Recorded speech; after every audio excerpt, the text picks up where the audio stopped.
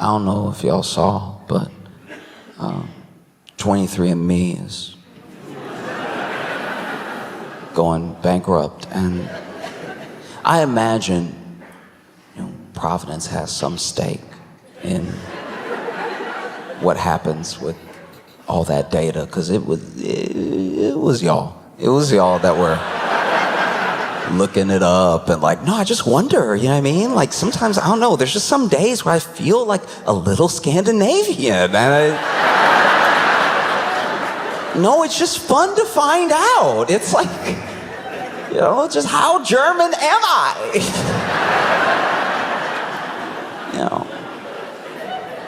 And you get those percentage breakdowns and stuff.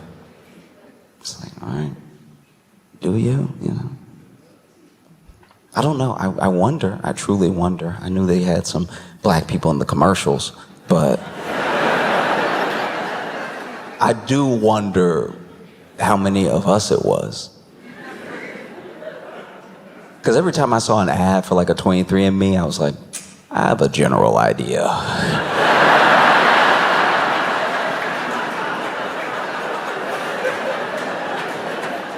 Nah, I don't need to be sad today.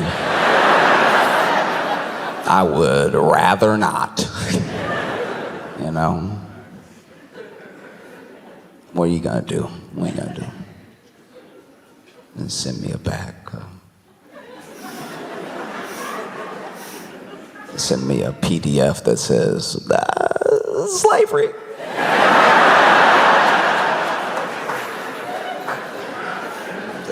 They got you. No, I was good. And one of the reasons that was good is that early on, like I'm finally vindicated where I can say this and not seem crazy, because even at best, if my thing is like wrong, it still wasn't the best business plan, so they're going to, so I don't look as, because my friends looked at me like I was out of my mind. I had so many friends, all white. I had so many friends doing 23andMe, and I was like, don't do it! And because I was a truther.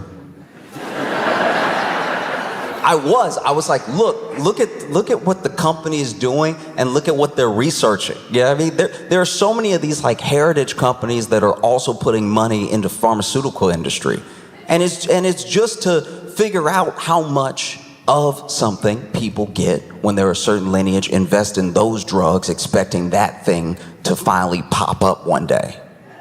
And people were like, that's so paranoid. And I was like, yeah. Paranoid is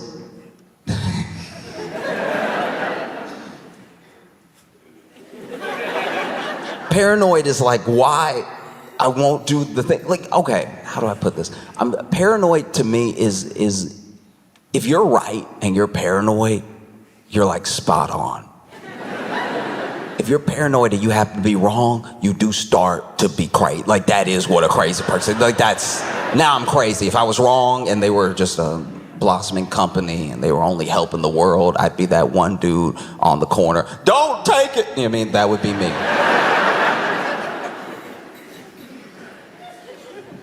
But look, all I'm saying is I told so many people, I was like, hey, you don't need to know. You made it through. Because then I had some friends where I was like, you don't even need to know because I can tell you. How about that? I'll do you that favor. You don't need 23andMe. I'll do it for you. I have a friend who, okay, these two friends, they're the sweetest, but they make marriage such a curiosity to me, because I don't get, okay, she had kind of given him this ultimatum, right? Like, really, go ahead and like, we're either doing it or we're not, you're either in this or you're out, right? And so then he went ahead and proposed, and they got married. They're still married. And I don't know, like as a bystander, his friend, closer to him than her, I don't know why she would do that to herself, right? Because I went out to dinner with them one time, third wheeling it. It's okay because they're married. It's not awkward. I'm just chilling with my buddies, right? My buddy and his wife, who I'm now friends with as well. And the server comes over and we're ordering. And then the server asked if there were any food allergies. I said no. And he turns to her and goes, "Do I?"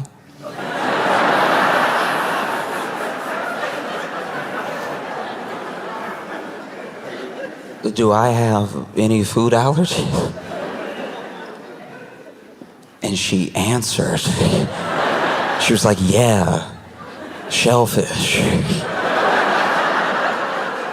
He was about to order the lobster bucket.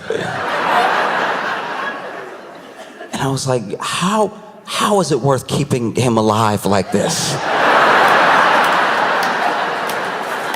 You literally forced an ultimatum to make it your job to keep him alive. Your prerogative, do what you want, but wow.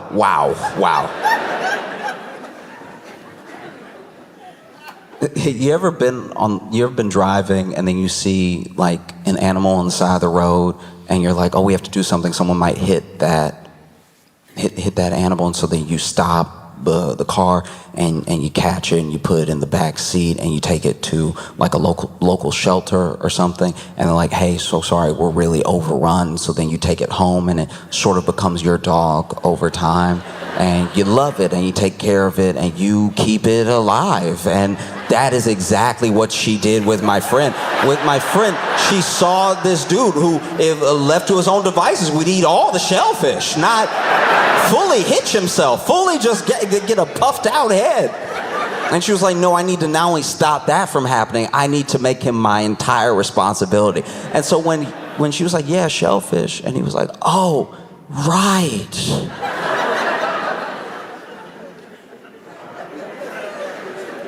I was sitting there like flabbergasted, right? And then we're eating, and as we're eating, she lightly starts choking, right? Like starts choking on her meal, and she's like doing the coughs and trying to get some water. Like just you can hear her trying to force it out, and we both recognize that she's choking, and we both we don't fully stand up because we're in a booth, but we start to like push up a little bit, like as if we're gonna have to get up, and I'm about to come around, and then he's like, spit it out.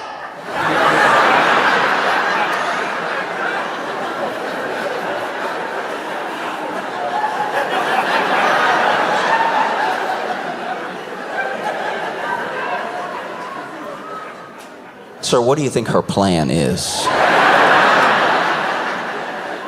Do you think she's like contemplating spitting out, but oh, it's just so good?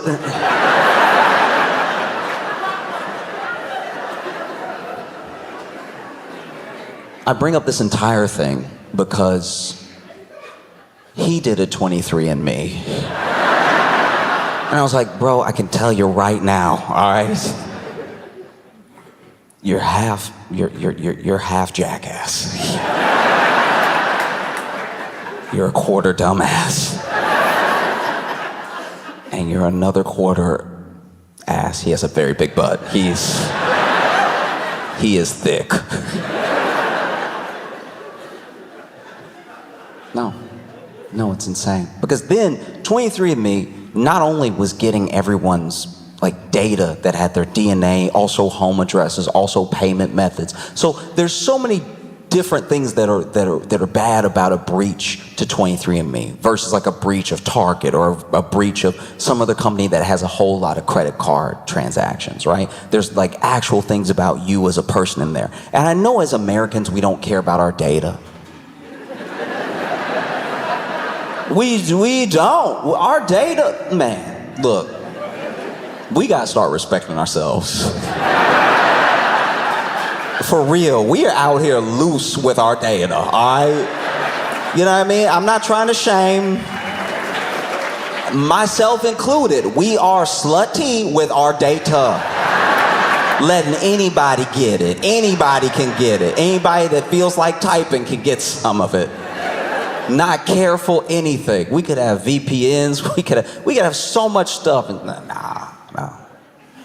Let's be a little loose. There was already a data breach of 23andMe, and that freaked investors out. It freaked people out. It's like, what do people want with like my DNA results, you know, and then that stuff was apparently sold on the dark web in bits, and it's like, that's terrifying because I don't know what the dark web is. Everybody keep talking about the dark web, but whenever I go to Safari, it's just regular web. Everybody talking about the dark web. I don't know. I'm not even saying I want on. I just don't know how to get on, which scares me because I feel like I might accidentally get on one day. Do you know what I'm talking about? You know how you could go somewhere? Like, to me, the dark web feels a lot like gang territory. When I was growing up, if you go on a long enough walk, you end up somewhere you're not supposed to be. But you're like, these are the same feet that take me home took me here, so I wasn't trying to do anything, but that doesn't matter. Once you're in the territory, it's like, why are you wearing that color? So then, imagine, I'm just on the regular internet. I go to Safari, Firefox, any of it, and I type in the website. I get it one letter wrong. All of a sudden, my screen black and the letter's green. I'm sitting here trying to get out the matrix as fast as I can. And police quick with it now. They kick open the door like, why you on the dark web? It's like, no, it was my thumb. I didn't want this at all. So yeah, apparently a bunch of our data, a bunch of our DNA results are already on the dark web, which is insane. And then you have 23andMe, to their credit. This is why business is scary in the US, right? We get mad at companies for creating a product. And they used to create a product. Our parents and our grandparents know about this. They used to create a product and they put together the pieces. They had the best pieces to make the best product. And so if it ever broke down and you understood how the product was made, you could buy one of those pieces and fix that product, right? It's why our grandparents had TVs from the 60s. Because you could just go in there, you could open it up and be like, okay. And now purposefully, whether it's for IP, there are places that will sue you. There are certain phone companies that will straight up sue you if you fix people's phones for a business. Then some of those same companies will make it so everything is one use. So if it breaks, you have to buy another one because that's how they keep the revenue coming in, right? They don't want you to be self-sufficient and actually know how to fix this thing because then you might do it. They'd make less money. Right? So they make a worse and worse product and they charge more and more for it. And if everybody does it, it becomes the new norm. And so now you don't expect anything to last for 4 or 5 years. And that used to be short term. You used to get things that last you for 10 years. My boy's granddaddy had a laptop. It might be the first laptop. It's honestly so old we can't even tell what the brand icon is because that wiped away a long time ago. This computer looks like it was made in the movie Dune, like it's futuristic and old at the same time. And you turn it on and the on button is hard. It's extra hard. You gotta press it with some girth. You gotta really lean on that on button if you want to turn it on. If you just press it, the computer's like, you don't want it bad enough. You got to put your thumb almost in that button, and then you hear not even a click. You hear every key is clickety clacking and hard as hell. And then when you turn it on, it does cough. Turn it on, it makes all those fake internet sounds. You can hear the fan inside of it fighting for its life. The fan inside, it's because now all the blades of the fans and everything have an almost silent motion to them. Sometimes you can just hear them if they're really working overtime. I had this Lenovo laptop in college. It was one of the last laptops where it looked like if you look close enough, you could see at least one of the fan blades moving, right? The fan in this laptop, first of all, I think it's missing a tooth.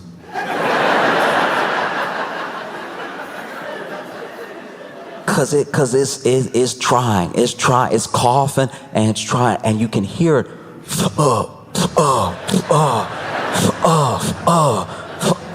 His computer moans. I forgot to mention that.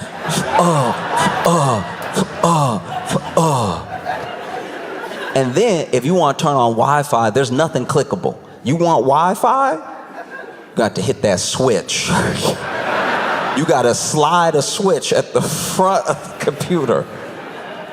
And then you get a little stick with the little edges on the side. Beep, beep, beep, beep, beep, beep, beep, beep, beep, you know.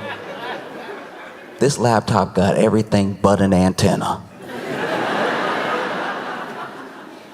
And his granddad knew computers, or at least he knew computers well enough back when computers first came out, like first computer, just little 0, little 1.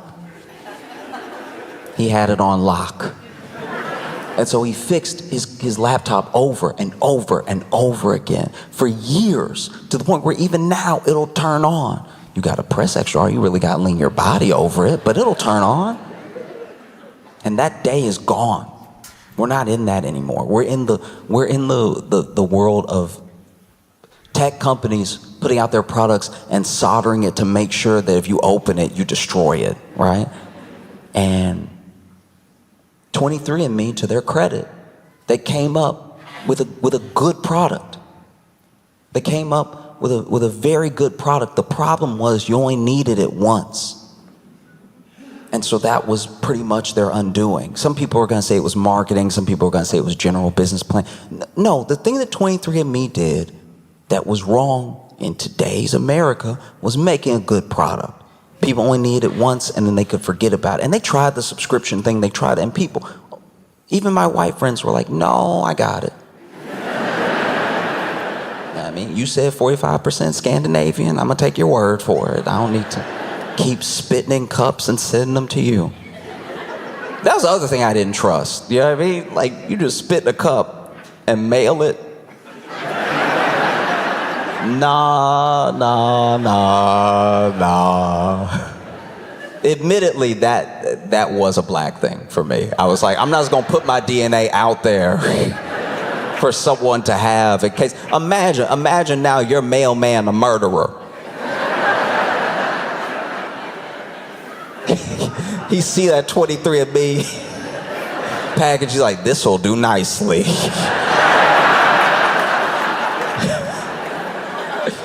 Now the mailman kills somebody on his normal schedule. He open up your 23andMe and then dump out your little sample. See, they did it, right? And you can tell they did because they kissed him on the forehead right after. No. And so they made a very good product.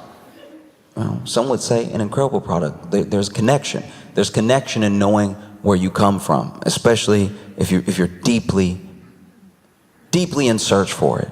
Finding those answers can be really special. Not special enough for me to spit in the cup and then mail it, because it's like, nah, you're not gonna get me, right? But one day, in some way, maybe, it'd be beautiful to figure out exactly where you come from, trace your entire lineage and everything like that. But a good portion of our life is genetics, but another portion is of where you come from are the people around you. The people that raise you are where you come from. Your environment is where you come from. Your culture, your community are where you come from. You know, if you have a good handle on those things, you know yourself. All the rest of the stuff is just gravy, you know? Because they tried to do these like home diagnostics, and that was a very bad idea. They were incredibly inaccurate, so people were either thinking they were in the clear or worrying for no reason, because you would do the 23andMe, and if you did the like pro premium package with the home diagnostic stuff, they'd send your sample back. They give you a PDF being like, yeah, you got diabetes. And then you would be like, are you sure? And they would say, no, I truly have no idea. That's the other reason I didn't do it. Not only am I like, no, I'm not gonna get my DNA out. What if you're a murderer? I also don't want to worry for no reason. Now, imagine somebody sending you something in the mail that's like, it's bad. It's bad, it's very bad. I'm not sure. Don't take my word for it, but it is pretty bad. I already have people in my life to do that. Truly. Truly, I already have people in my life giving me horrific medical advice. Just some of the worst stuff you've ever heard in your entire life. I have a friend who doesn't eat vegetables. Doesn't eat vegetables because he doesn't want to eat anything too phallic.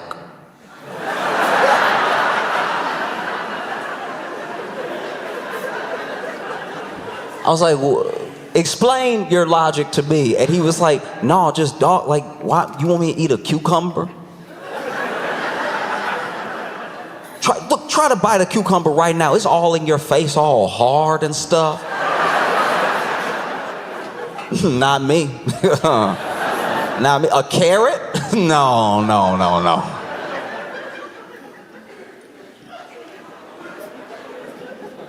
I was like, you could chop it up.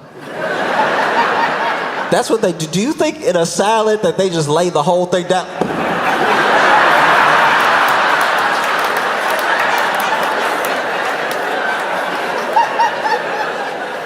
What are you talking about? Chop it up and eat your vegetable. He's like, no. You want me to hold? First of all, you want me to hold it and chop? You want me to?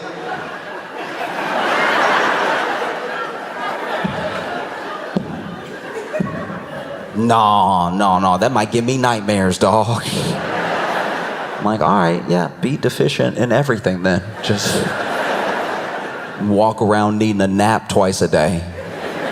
That's on you. Horrific medical advice.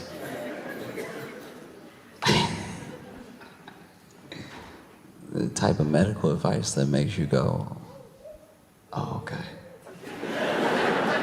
I didn't think there'd be anything worse than WebMD, but I found you. So they were doing these home diagnostic tests and everything, and they were sending people stuff back being like, yeah, you got a bunch of like heart stuff in your family. And then they would act accordingly. They'd go to their doctor, they'd run a bunch of tests. And if they were lucky, that was like incorrect, you know? Or sometimes they would miss whole things, you know? They'd be like, nah, you good. You good. In fact, your blood pressure low. You might want to get something salty right now. Nah, hit that pork chop right quick. You have the pork chop, all of a sudden you dizzy. Why is my whole left side hurt? And so now that they're going bankrupt, there are people that are looking to buy it, and some of those people are like potentially insurers, which is terrifying. Is everything that I told people not to do when they were on the up and up. I'm like, hey, so now an insurance company is gonna buy your DNA and then not let you do any claims because they're like, no, we know you sick, dog. We saw the 23andMe. You know, because if you do a 23andMe of a corporation, they are 100% devil. Also somehow 100% efficient. No, it sucks. I look at where I come from, and like I said, it's from the people who raised me, people who put me together, or what I'm made up of. Like, there are people in my life that I was very fortunate to meet young who were much older, so they had a lot of wisdom to pass down. I remember there was this woman who would she'd just drop gems on me every now and again, out of nowhere, right? One time she said to me, she was like, you know, be very careful when you're picking a partner. Be very careful who you have a child with, because you're not making a baby, you're making a soul. And that's forever. She also once told me, don't ever trust somebody named after fruit.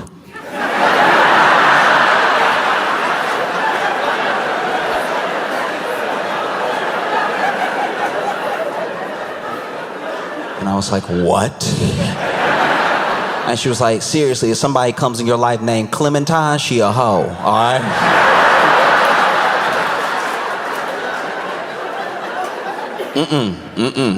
Don't trust any Clementines, okay?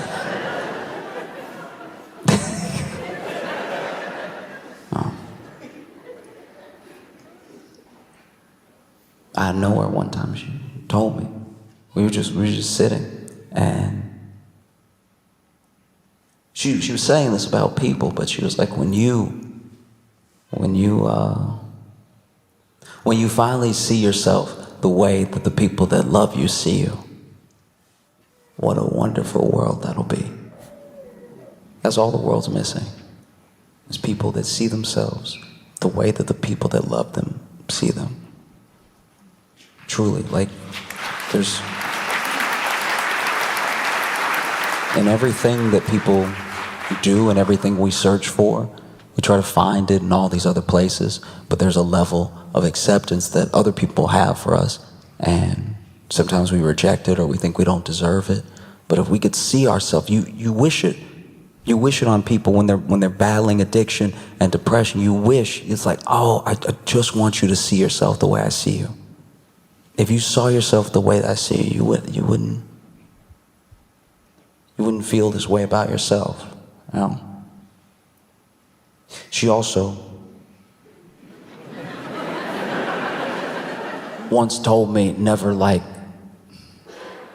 get in an argument with a woman and then eat the pie she makes after that argument.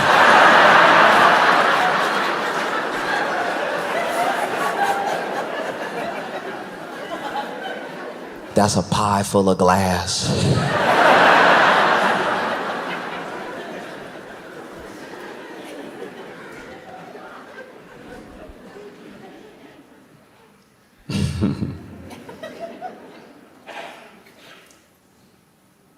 One time she told me, I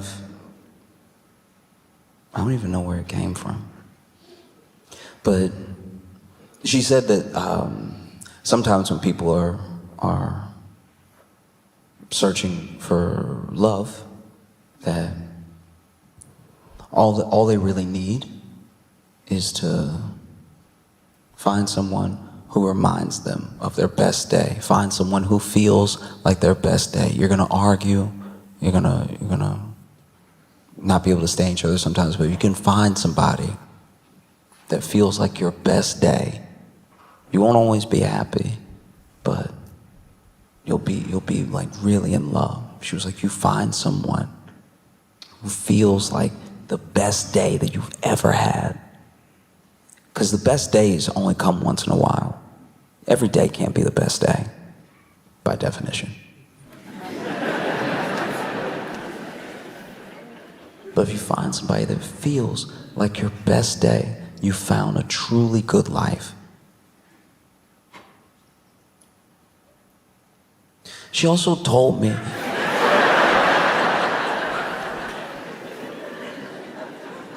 that one time she got in an argument with her ex-husband, and she decided to let it go in that moment, you know, and bake him a pie. And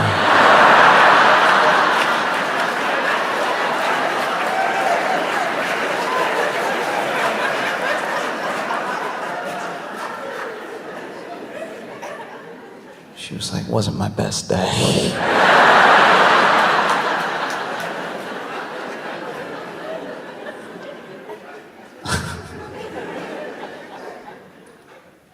I understand why people would want to do 23andMe, and I understand, at least on the surface, why they went bankrupt. They made the mistake of making a really good product and giving it to everybody, and everybody only needed it once. And that is tough. That's tough to watch people use their thing, watch that valuation go up. At one point, it was worth $6 billion.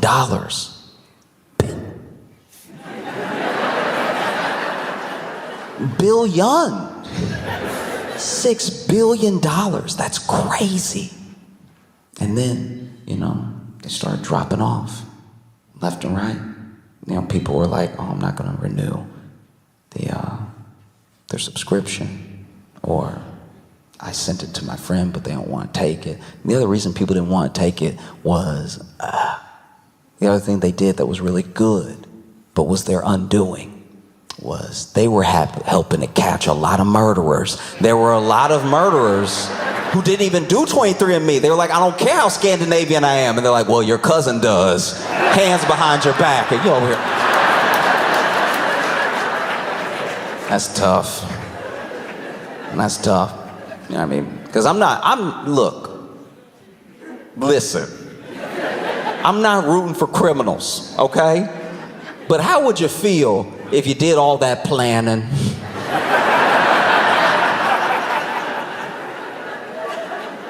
Do you know what I mean? You do all that planning, you rob a bank, you make it out scot-free. They're gonna make a movie about this one day and not know how to end it. You made it off scot-free, didn't kill anybody, very low charges if they catch you, just brandishing a weapon. Get on the ground, you know, you took all the money and stuff like that, haven't even spent it yet. And then one day,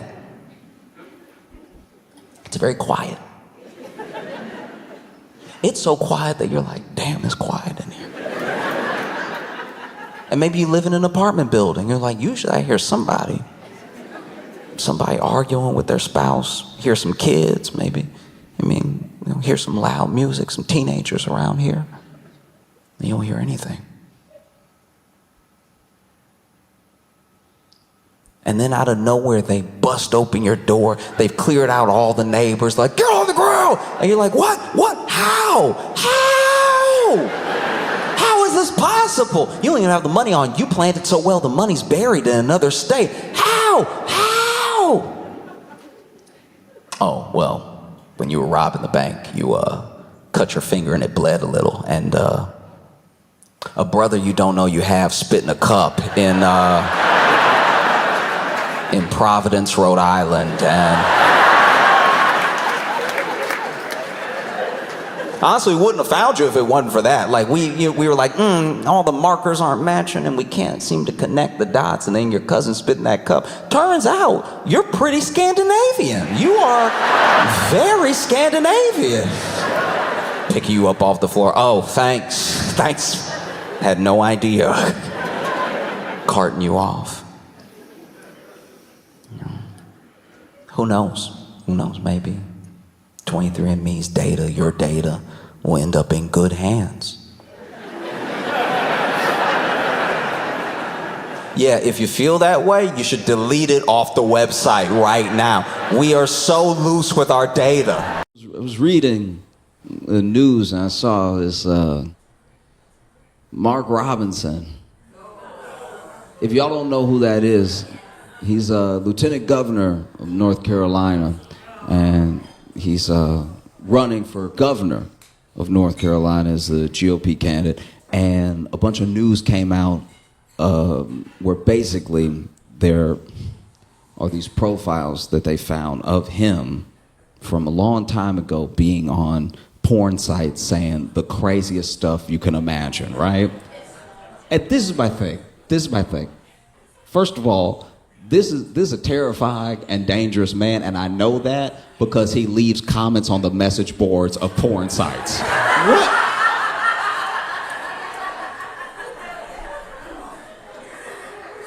A porn site is simple, okay? You get in and you get out. You don't stay to chat. What's wrong with you? You're not here to make friends. You are out of your mind. Why are you just on here being with? That's weird as hell. No one I've ever met has been like, oh, well, I can't wait to log on and talk.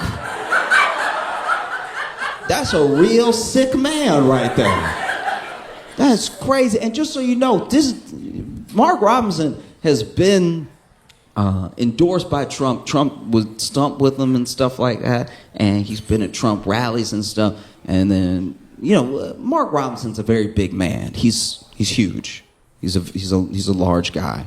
And Trump called Mark Robinson Martin Luther King on steroids, because I don't think he understands how steroids work. They don't just make you bigger in general. Like, they don't balloon you. Like, you gotta work out a little bit. You gotta do something. Mark Robinson is over here being like, I think I don't know what opinions he truly holds. I don't, because, politicians lie and they pretend to be who they think you want them to be. But it seems like he's trying to appeal to the most radical version of a conservative, right? And he has his little taglines, and he gets in with like phrases. I think that's why Trump likens him to Martin Luther King, because he tries to put on like an MLK-esque voice when he speaks and everything, but he says stuff that he sure as base wants to hear. And he said really horrific stuff about gay people, about trans people and everything. And they uncovered all of these things that he had said on the message boards of these porn sites because his username sometimes was his name.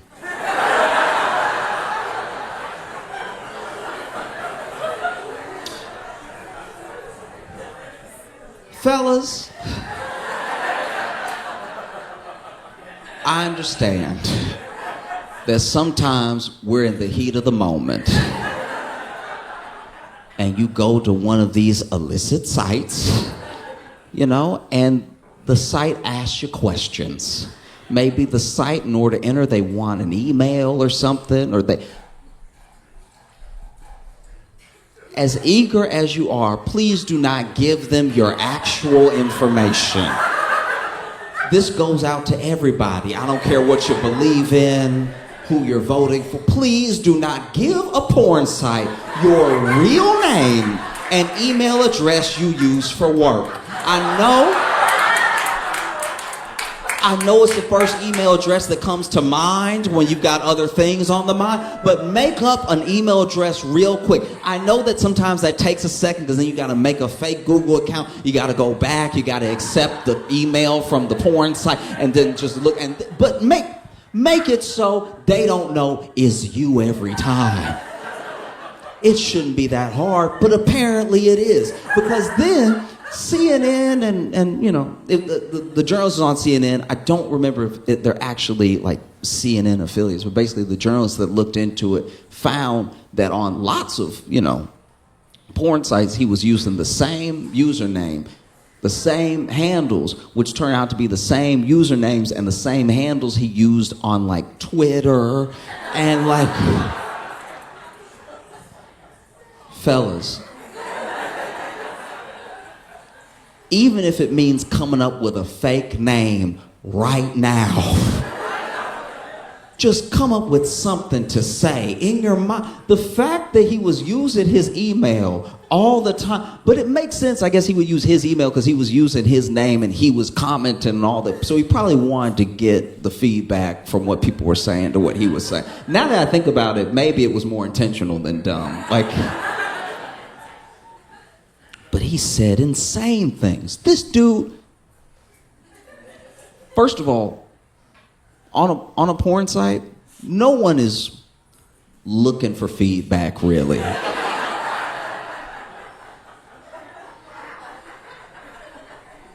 Do you know what I mean? Maybe there's some. Maybe some crowd-funded, crowd-sourced. Do you know what I mean? Like I'm sure.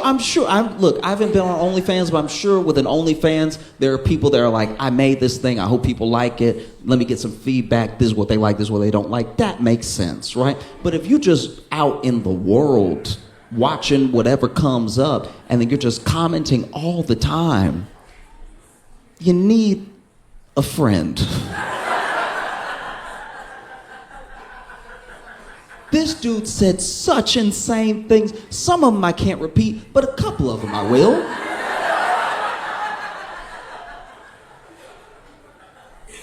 This dude said, unprovoked, I'm a black Nazi. I don't know where you begin with I'm a black Nazi from a black dude who should have probably left the porn site by now. He said other stuff. He was like, I would rather Hitler in office than the people that are in there now. I'm more confused than angry. I'm not gonna lie. And then he said stuff about how, like, my man, Slavery wasn't that bad. I wish they would bring back slavery. I'd buy a couple. Mind you, this is on a porn site.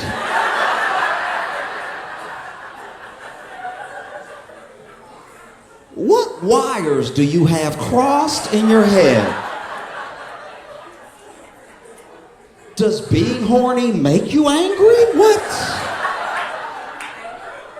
In what world does that come up? You know, it's very specific. You know? In what world are you on a porn site and then you're like, you know what really needs to be fixed? The Senate.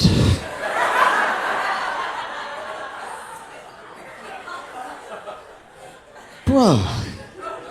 What? You know, I do my best. I really do. I do my best to try to understand people, and I don't get this one. This is beyond me. Because even outside of what he said on the sites, it's also some of the things that make him unfit for office are just what he says out in the open. The way that he talks about people who are definitely his constituents. You know? There are gay people in North Carolina. There are trans people in North Carolina. So when he speaks, he's speaking about them and sometimes to them. And he says very sick, hateful things, you know? And just the way that he has this weird, I'm trying to figure out how to say this. I try to love everybody, but it's very hard to love a black man that hates being a black man. It is jarring. You don't even know where to start. And the thing that I think maybe he thinks is that his proximity to whiteness and what the white people around him like will be his safety. And it's not going to be the case.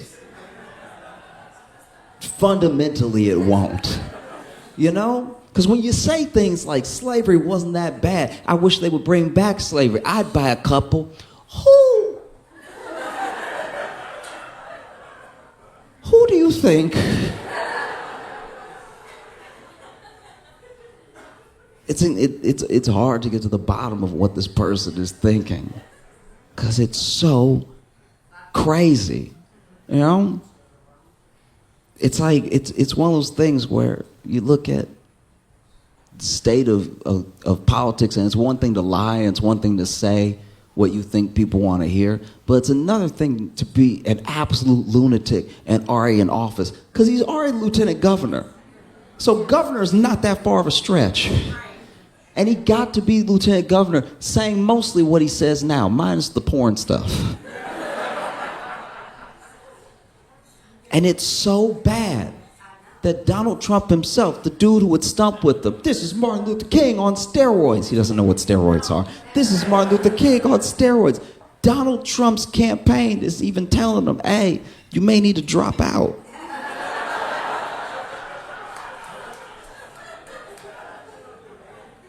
If Donald Trump's campaign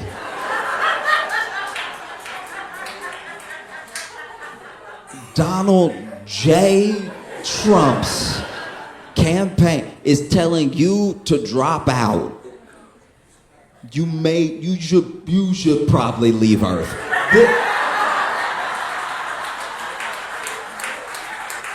The idea that Donald Trump's campaign is like, this guy, ugh. The fact that Trump distanced himself from Mark Robinson, Trump done distanced himself from Nazis. The fact that he was like, oof, it's pretty weird, right? You know? Like Trump didn't denounce the Proud Boys openly. They asked him about the Proud, and he was like, you know, boys will be boys, I guess, or whatever. But you, no. And that's exactly what I mean. Your proximity to whiteness won't save you. You're actually saying and doing some of the same things that the people say and do that Trump didn't distance himself from. But he's getting as far away as he can from your black ass. he's getting so far away from you, you would think he was on steroids.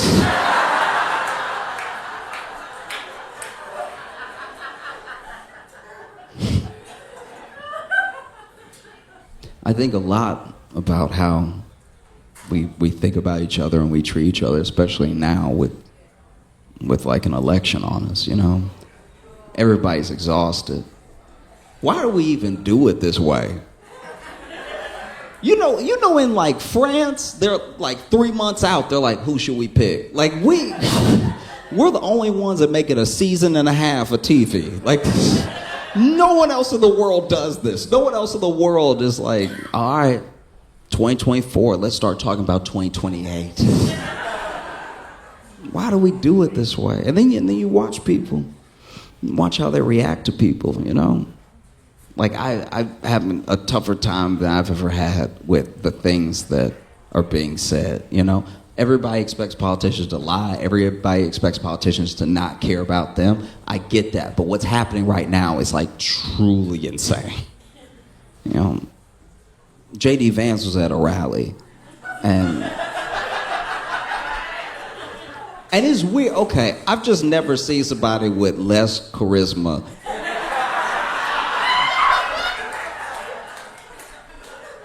Like, J.D. Vance makes Ron DeSantis look like Ron White. Like, it's...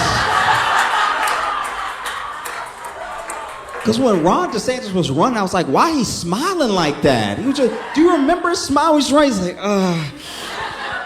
like, it's like it hurt him to talk to people, person to person. Then J.D. Vance got in there and nobody was happy.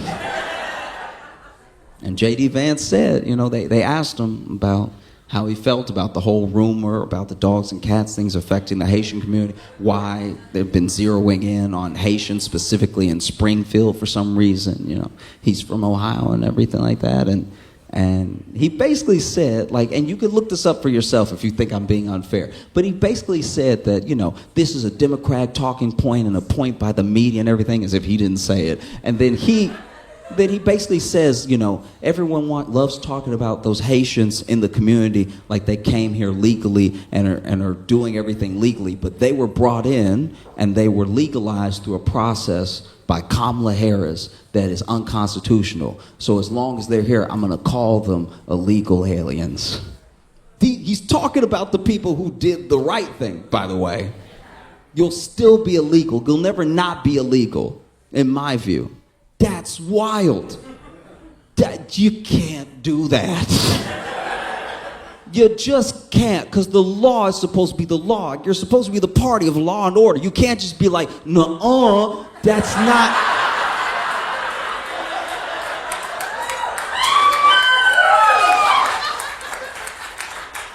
It's not how the law is supposed to work, you know? And look, I think that one of the reasons we get pitted against each other really, really hard is because America makes a promise, and it makes a promise to everybody that they will have it better tomorrow. And a better tomorrow isn't coming for everybody because of systems in place to keep tomorrow like today.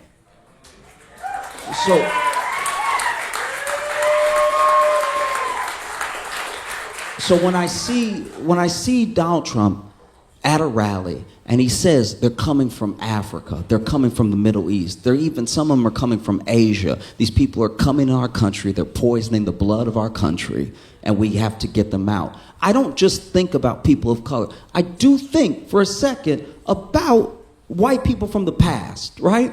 Because white wasn't always this like singular identity. There was a time in America where if you were Irish, you were spit on. Where if you were Italian, you were beat. And everything that Trump says about them is what they said about all those people in the background, right? About their great-grandparents. So they may cheer it on, but recognize if you have Italian descent, if you have Irish descent, if you're Greek, there was a time where you were not welcome here. And they said that your very presence and the presence of your children would destroy the country, would poison the blood. And then we became the most powerful country in the world. So clearly it's a lie. It's so clearly a lie. Do you know what I mean? And I'm not saying this as if I'm like, oh, you know, don't even have a program, open borders, just let everybody come in, spill it. The thing that they are painting, sometimes it's not even what's happening in the area. And look, I'm going to tell you right now that I think that there should be a fair and legal and simple process for becoming a citizen. Do you know what I mean? And I think that having a process is not un-American. Having a process is not cruel, right? But there has to be a process. But then when that process is adhered to, you can't just be like, no, that's unmanageable. You know, that's wild to me. You know, I have friends who, one of my good friends is Italian, first generation Italian, and he's a bit older, and he tells me stories of, well, what it was like for his family, right? And so much of it was based around fear. These Italians are coming over here, and they're gonna ruin everything with their good food. You know? And they were called criminals. There was an assumption that everybody, no matter who you were, in the Italian community was in the mob, and you were dangerous, and people should stay away from you, you know? It's everything. It's every single thing that's happening now. I'm not saying that there's no possibility of having an immigration problem. I'm not saying that it's not something that needs to be addressed. I'm saying the rhetoric that you use when you talk about people is important. No matter what you do when you build policy, you know?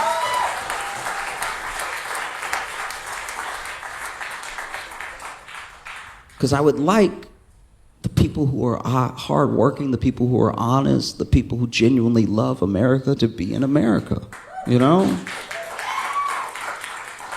Because the same things that they do to immigrants now is what they did back in the day, you know? Maybe you were Irish, and maybe an Irish person in your community committed a crime, and now it's a crime on all of you.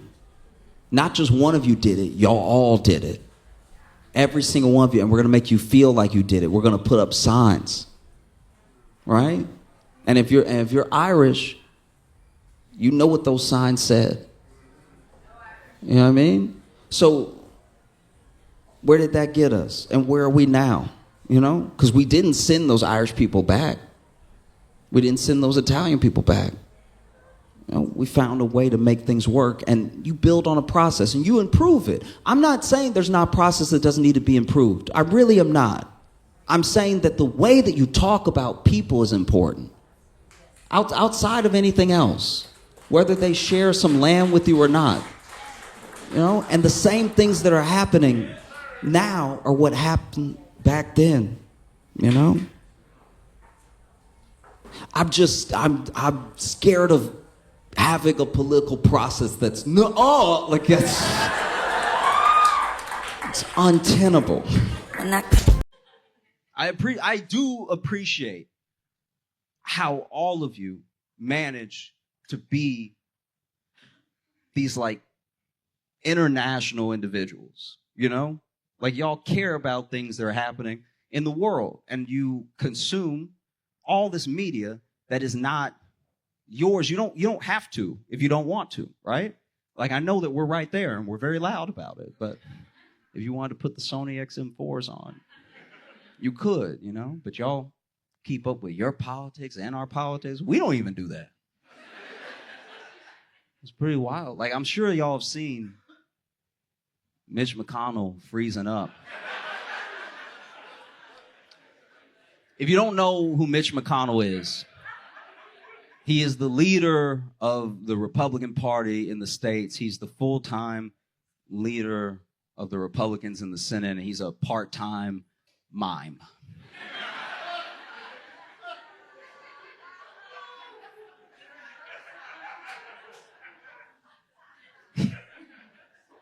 And I know you're wondering, you're like, how is this happening? We're wondering the same thing. How is this happening? How is this? This is crazy. He's not by himself. Biden's hella old. Trump is hella old. You know, Dianne Feinstein's hella old. We just keep letting older and older people stay in power, and we don't even really know why. I think that mainly there's something to be said for like how fearful Americans are. And so if there's anyone that can offer us any form of stability, we'll take it from them, you know? And that's what you get. You get people who serve 19 terms and everything. Came in. The fact that this man froze while they were asking if he was going to run for re-election, I think that was God answering for him. That's crazy. If you didn't see the video, basically they're like, would you be running for re-election? And then he went, huh.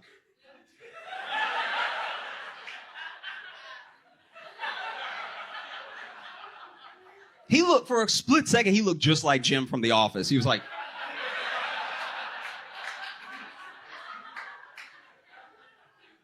And then his aide walked up and they were like, did you hear him? It's like, hearing's not the problem, ma'am. You know? And there are some people that are like, oh, leave him alone. He's an old man. It's like, all right, well, just because you're old doesn't... Being old isn't a virtue. He was shitty all the way up until then, so... Do you know what I mean? And look, I hope...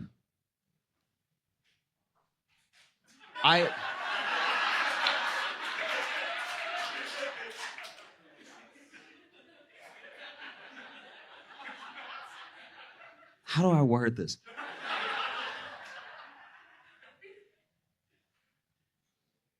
I hope he's able to maintain his health as well as the first responders from 9/11 that he voted against funding are able to maintain theirs. You know, like, I think that...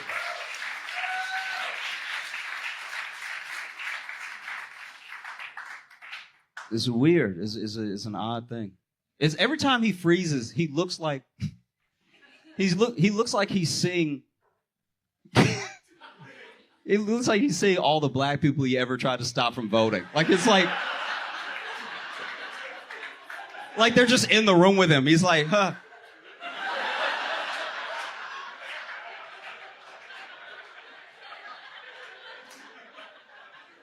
That is a lot. I know you're wondering, how did this happen? How did we get here? How do we end up staying here?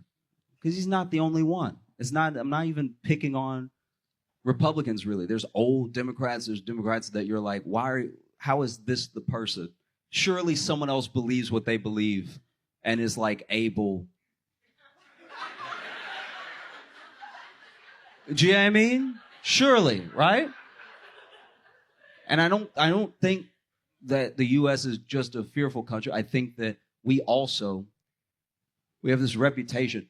They talk about how baseball is the great American pastime, but it's not. It isn't. The great American pastime is arguing.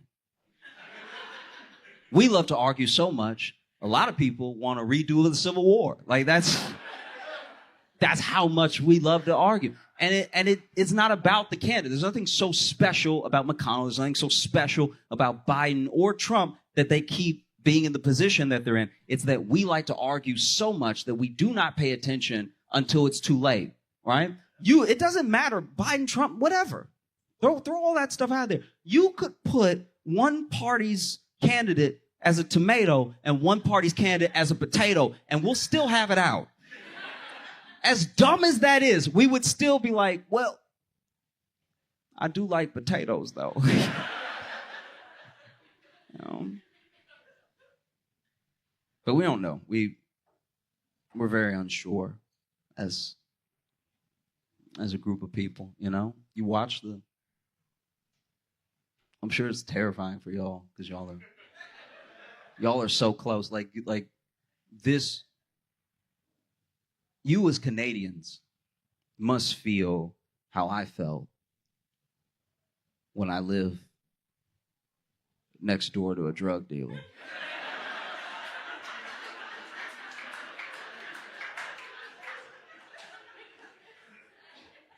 Had nothing to do with me. It was none of my business. But I don't know. You'd hear stuff through the wall, and you're like, am I in danger? You know? Like, you even watch from afar the shootings that we have, school shootings that we have. It's genuinely terrifying. It's terrifying for us, you know? And so many of them happen that there's no keeping up. Like, just within, what, a week of each other, there was a shooting, there was a hate crime, and then there was a shooting at a school. And you wonder, like, how is this sustainable? Is it possible for it to be sustainable? You know? You take a country that has this much crippling student loan debt, and you carpet bomb it with a bunch of school shootings. It's no wonder we don't like to read. Shit feels dangerous.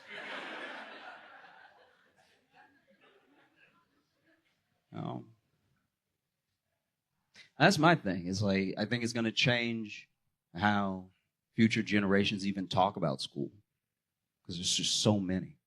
It's not this like uncommon occurrence. And like, they don't all make international news because, thank God, not 13 kids aren't dying every time, but it's, you know, it is happening. It makes me wonder if 30 years from now, there's going to be a kid who turns to another kid. It's like, hey, him over there, he cold-blooded. Got ice in his veins. You're like, what? Him? Yeah, him. What'd he do? It's like, he got a PhD.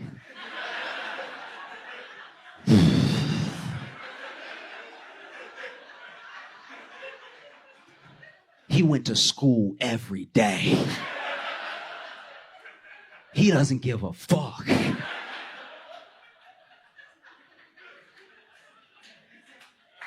I mean,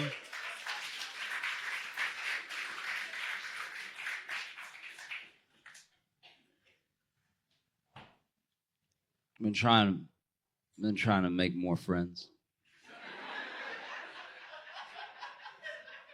This is the thing. When you are young and you have a lot of friends, you think that you're good at making friends. But there's a chance that you're not. There's a chance that these friends are just from convenience and proximity, right? Because then when you get older, when you become an adult, you see how hard it is to make friends, you know? It's hard, whether you're trying to date someone or make a friend, it's incredibly difficult to walk up to someone and make something out of thin air. Because that's what you're doing when you're building relationships. And we're not always receptive to it, you know? We think that we're good at making friends. We think we want more friends, but sometimes it's not the day. I got too much on my mind. Or don't talk to me here. Or it's impossible to know. Huh? Like if somebody rolled up to you right now like, damn, man, I like your glasses. I like your hat. What you doing later? You'd be like, get the fuck away from me. I don't know if it's drugs you taking or drugs you need to be taking, but get away from me. I've been trying to make friends. I've been trying to make friends at the gym. Because that way I'll have a spotter. So I won't gym alone. If you don't know what a spotter is a friend who lets you believe in yourself too much.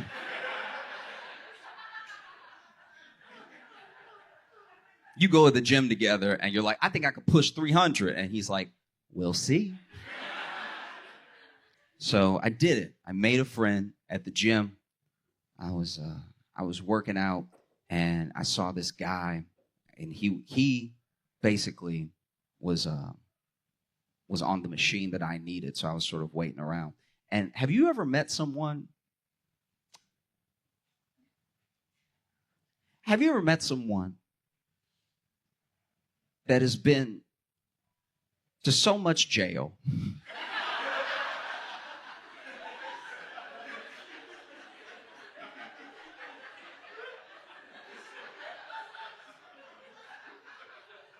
They've been to so much jail that they are from jail. Do you know what I'm saying? Like you might be from Toronto, right? You might be from Vancouver. This man was from jail, okay?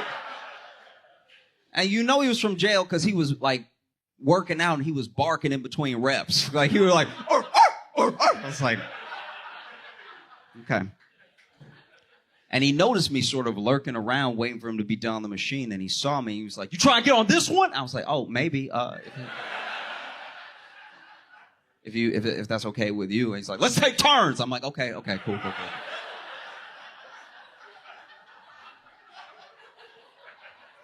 And so we did. We took turns, and I did my little like, and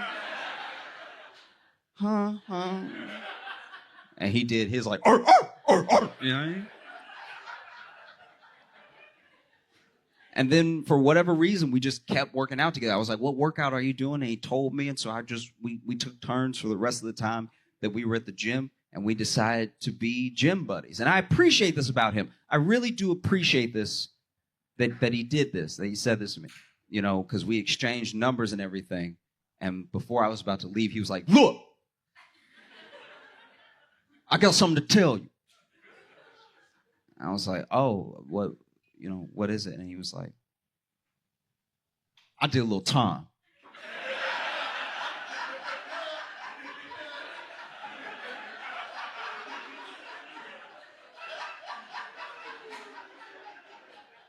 Have you ever had someone tell you something that they thought was a secret?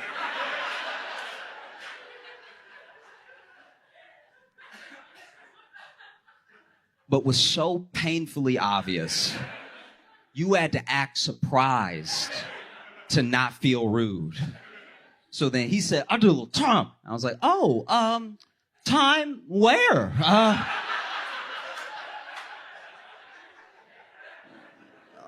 Time like abroad?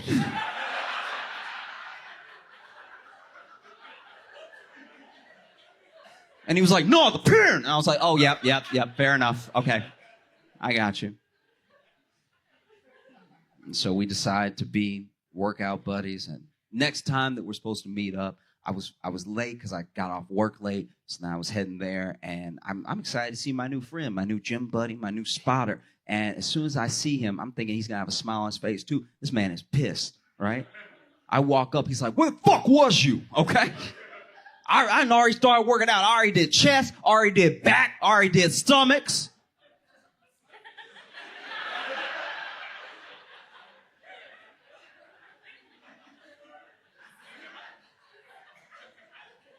I was like, "Do you mean abs?" And he's like, "That's what I said, nigga, stomachs." I was like, "Yep, you're right. Apples and oranges."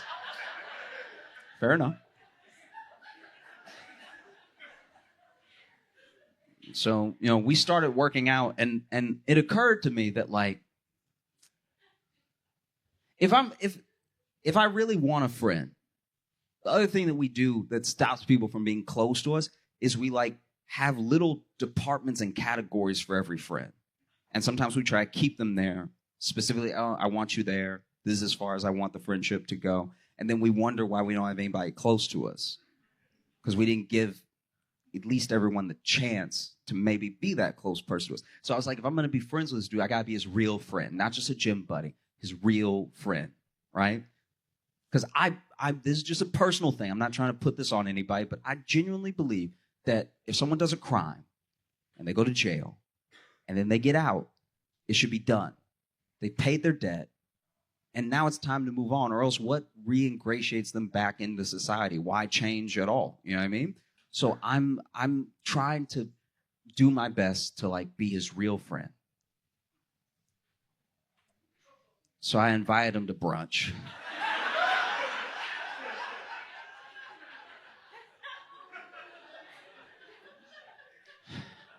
And Saturday comes, right?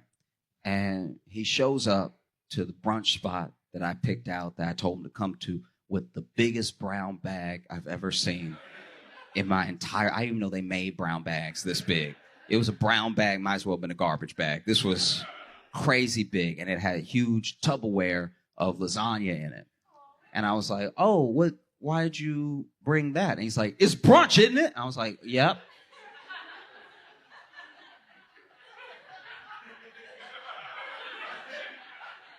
But that's why we're here at the brunch restaurant. Like, you didn't have to bring any brunch with you because all the brunch is inside. I didn't know. And he's like, that's not what you said. I'm like, I understand. I didn't tell you not to bring anything. That's my bad. I didn't realize I needed to say, don't bring, all the brunch will be inside when we get there. And he's like, but it's brunch. I was like, oh, yeah, you keep saying that, and I don't know what you mean. He's like, it's brunch. I brought my lunch.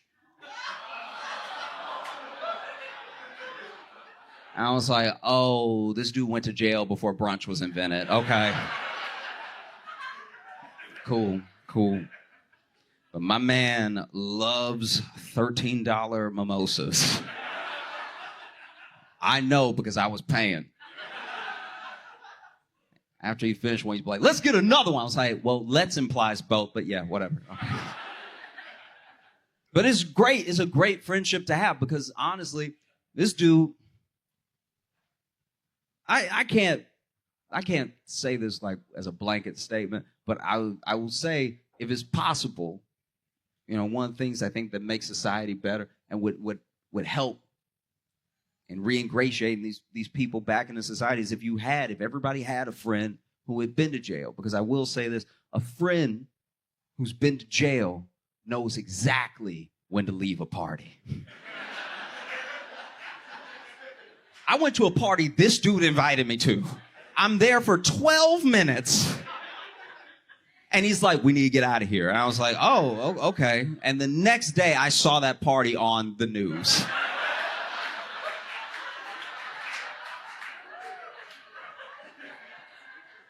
I was like, wow, he could smell it coming.